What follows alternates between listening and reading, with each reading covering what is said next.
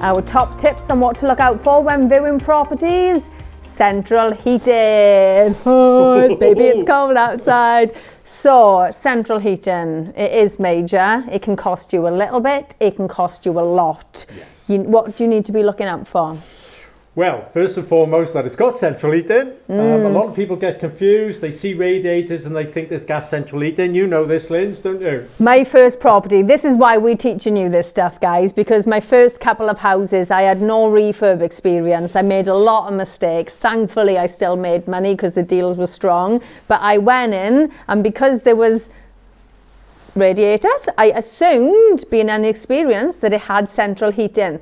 The property didn't even have gas. I didn't know to check that because I didn't even really realise that was the thing. But yeah, that was another few thousand. Not only did I have to do a full install inside, but I had to bring in gas as well. So it cost me a lot more money than I thought it would. So yeah, check you've got gas. Yeah, check you got gas. I mean, what Lindsay is saying there, that in that property she's talking about, there was an old boiler which was run off coal. So basically the coal fire heated up the boiler behind, which warmed the radiators up. So make sure you got gas, and then the central heating boiler itself. More often than not, these days, properties will have a combi boiler, which looks like something like this on the wall. They can be very efficient, they can be inefficient. Check the age of the boiler. That is very, very important, okay? Because the older the boiler is, the likelihood as well you can't get any spare parts.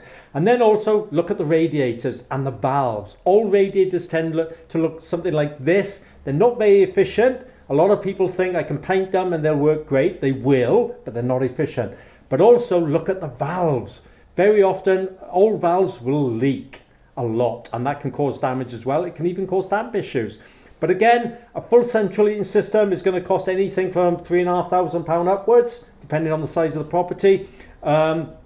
A partial upgrade might just mean replacing the boiler, which maybe is going to be £1,500 again, depending on the size of the property. So lots of things to consider, but mainly, has it got central heating? Have you got to upgrade it? So on and so on.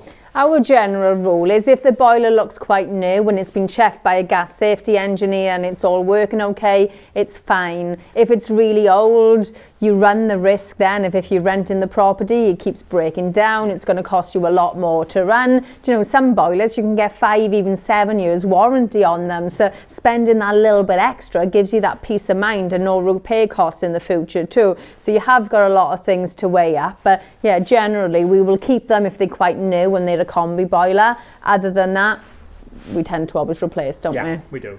So I hope you've enjoyed that tip. Come and join us tomorrow for our other top tips of what to look out for when you're viewing properties. Which is structural.